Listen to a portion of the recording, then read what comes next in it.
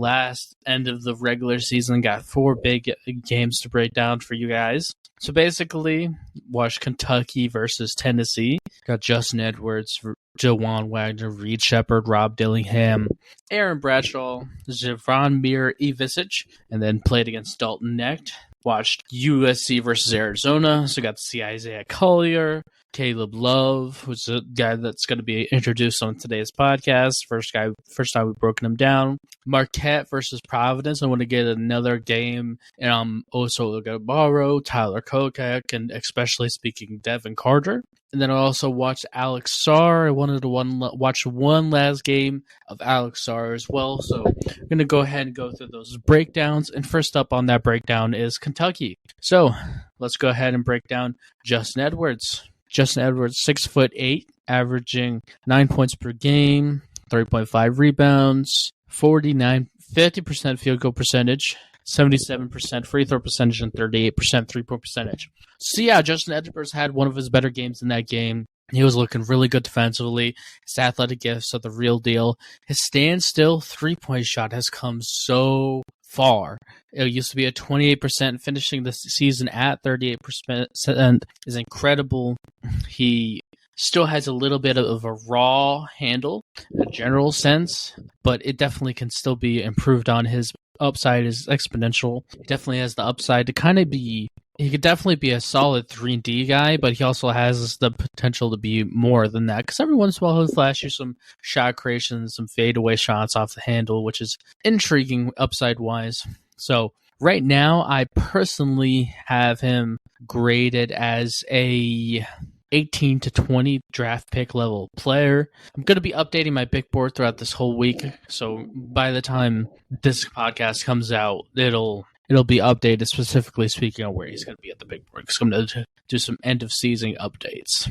So yeah, Justin Edwards, man, he's got athletic gifts. He can't cheat. He's definitely risen on the draft board from the second round grade, and congratulations to him for earning this draft grade. All right, let's go ahead and kick it to Jawan Wagner. He's averaging 10.3 points per game, 3.3 assists, 41% field goal percentage, 76% free throw percentage, and 30% three-point percentage. So yeah, he's a really solid defender. That's probably the best thing he does. He's an average point guard passer. He's a below average point guard in the pick and roll and driving to the rim and things of that nature. His 3% shot is below average. There's no world-class shot creation either. So when you add everything together, I personally still have him graded as a 56 through 60 draft pick grade. And depending on how the big board moves, I'll figure out where he's going to be ranked, or if he's even going to be ranked. If I was personally giving him advice, I'd tell him to come back to school. Also, he's 6'2". Let's go ahead and kick it to Reed Shepard. He's 6'2", averaging 12.7 points per game, 4.5 assists, 2.5 steals, 54% field goal percentage, 84% free throw percentage, and 52% three-point percentage. So, his ability to be a standstill three-point shooter is insane. He has a great pull-up shot in the pick and roll. I still have big-time question marks at him finishing at the rim, and he definitely did still show that where I have question mark, but he did have one flash of finishing at the rim through a defender, which was nice, but it was kind of like 1 out of 3 or 4, where the other 3, it looked pretty rough. He showed some flashes of a pull-up mid-range shot in this game, which was really interesting. I do view him as a better version of Tyus Jones. So if you guys don't know, Tyus Jones was a part of Duke. Right now, he's the starting point guard for the Washington Wizards. And, he's a really great standstill three-point shooter. He is a pretty solid passer. Like, Reed Shepard's average, maybe above average passer, right? Tyus Jones is averaging 12 points per game, 41% three-point percentage, 7.3 assists, 50% field goal percentage. Like, really efficient, low-scoring guy, not like a ton of scoring upside. This is definitely the way I view Reed Shepard. I definitely view him as somebody that can either be an extremely elite backup point guard or a very low-level starting one. but he's a better version of Tyus Jones because Tyus Jones can shoot the three as well as Reed Shepherd does, and he doesn't have the unique steals, defensive intelligence gifts that Reed Shepherd is. So he's kind of like Tyus Jones 2.0. So right now I have him as a 15 through 18 draft pick grade. I don't view him as a lottery guy, but I do feel like he has a very high floor. I feel like he can definitely contribute to some teams. So yeah, I feel like Reed Shepherd can have a really solid career. All right, let's go ahead and kick it to Rob Dillingham. He's 6 foot point guard, averaging 15 a game, 3.8 assists, 1 steal, 48% field goal percentage, 77% free throw percentage, and 44% three percentage. So, this guy's amazing in the pick and roll. He's got really great speed and quickness gifts. His ability to be in the 3-point line is he can have pull-up shots, hit tough shots, shot created for himself. He doesn't even need a pick and roll to shot create for himself. That's how elite of a shot creator he is. He has a really great finishing ability near the rim. He's just so very, very, very good. He's a competitor. He competes defensively. 6 foot wise, he'll get attacked, but his offensive gifts can outweigh his lack of defense. And I still view him as a very similar comp to Darius Garland. I still view him as somebody that can definitely average 20 and 8 in the future. I still have him graded as a 3 through 5 draft pick. And yeah, he's really interesting. And Rob Dillingham is one of the better scorers, shot creators that exist in this draft class. And he may be pound for pound, he probably is the best shot creator in this draft class. All right, let's go ahead and kick it to the next guy from Kentucky, which is Aaron Bradshaw. Aaron Bradshaw, 7'1", somewhere in that range. He's averaging 5.2 points per game, 3.5 rebounds, 57% field goal percentage, 57% free throw percentage, and 28.6% three-point percentage. So yeah, his three-point shot has come a little bit farther along throughout the season, where it's a project. You definitely think it could develop long-term. He's starting to defend a little bit better. He's still really thin. His body frame doesn't have the kind of body frame that's going to put a lot of muscle on throughout time, which is a genuine question mark. His ability to be switchable is really intriguing, though. When you talk about Aaron Bradshaw, though, he's definitely still a boom or bust second-round draft pick for me that I still have graded as the 36 through 40 draft pick, but I think could sneak his way into the first round if a team desperately needs a developmental center.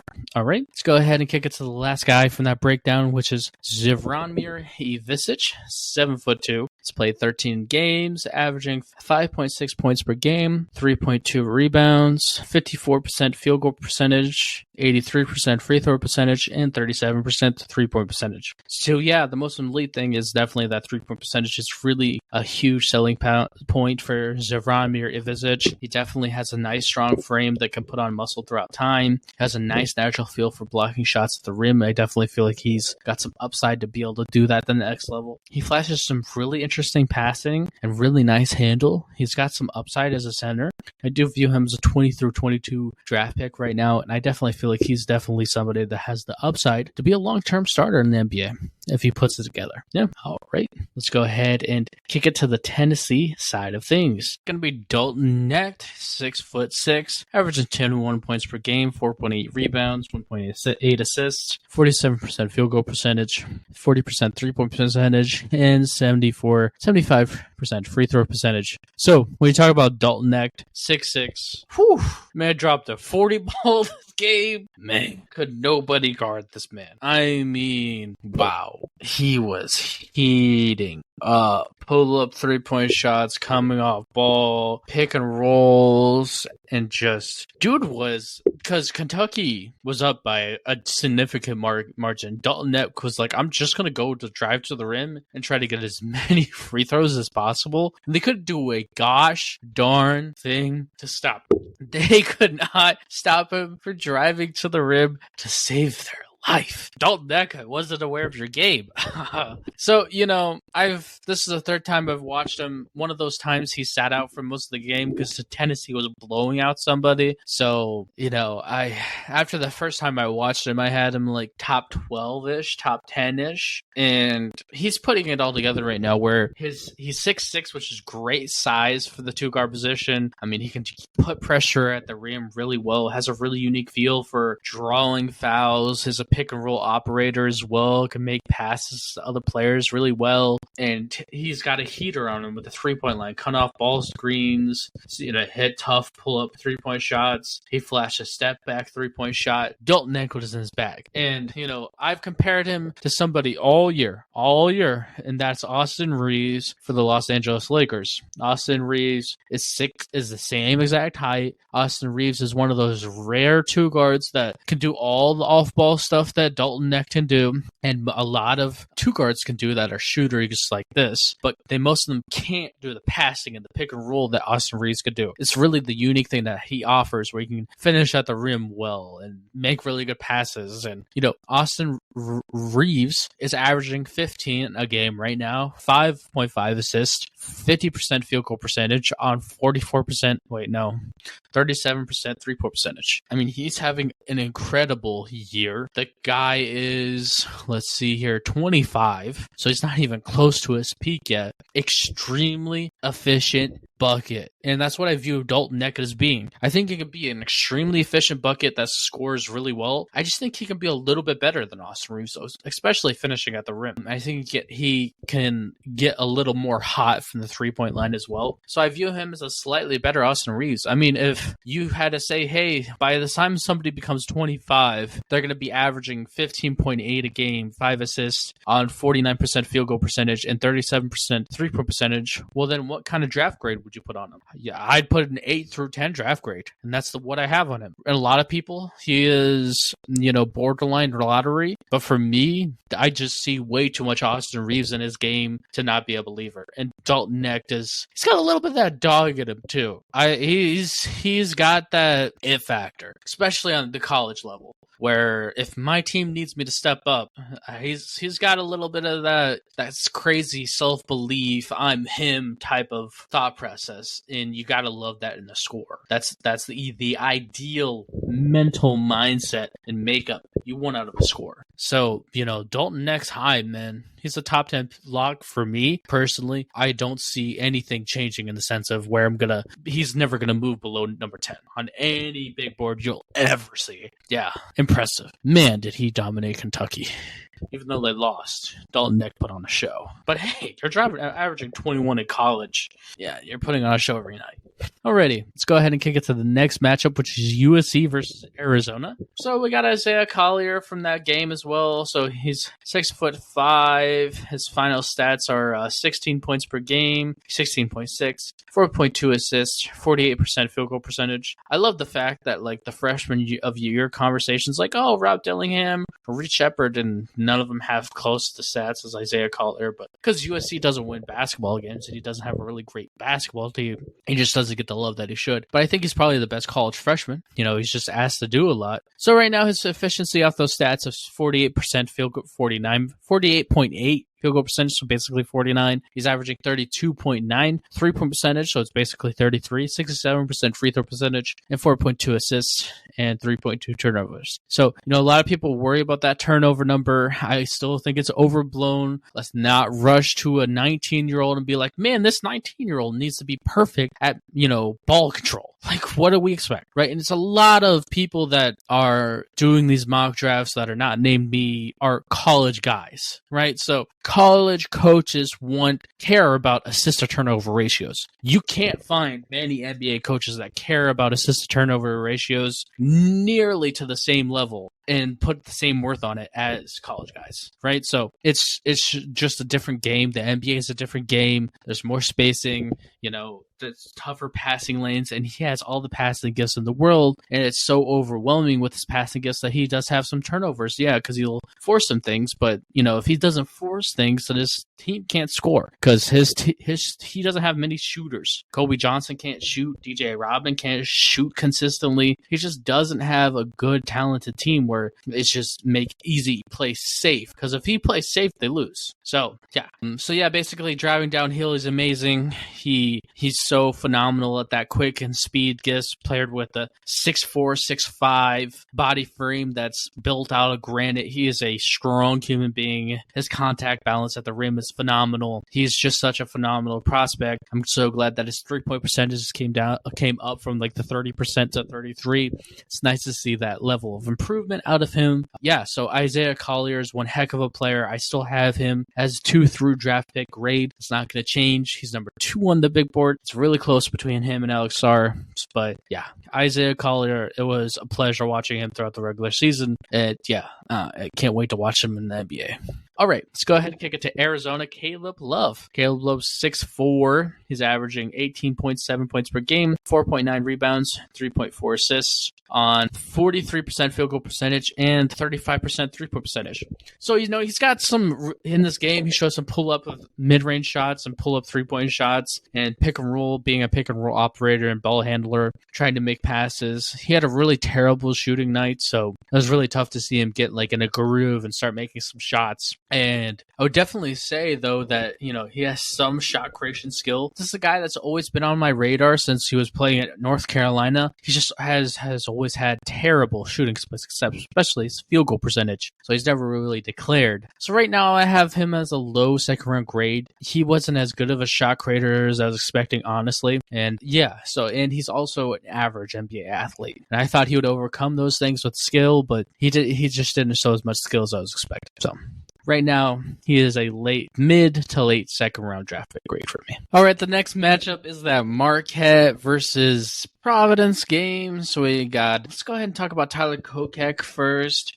6'3", 6'4", point guard, averaging 15 points per game, 4.7 rebounds, 7.6 assists, 48% field goal percentage, and 40% three-point percentage, and 88% free throw percentage. So, this guy's a really crafty point guard that shoots poo at the three ball. He's definitely a really good passer, really solid in the pick and roll. Below average NBA athlete. The 6'3" size is going to help those things. He's an average defender and probably maybe even below average just due to athletic restrictions. I still view him as a 35 through 40 draft pick, as somebody that could be a backup point guard in the NBA. But yeah, he's a really good passer as well, if I didn't mention that. So really interesting guy, is a nice solid second round draft pick, and Kokek's a really solid guy. Okay, let's go ahead and talk about Oso Igabaro. So Oso Igabaro's 6'10". He's listed 6'11", but I think that's a blatant lie.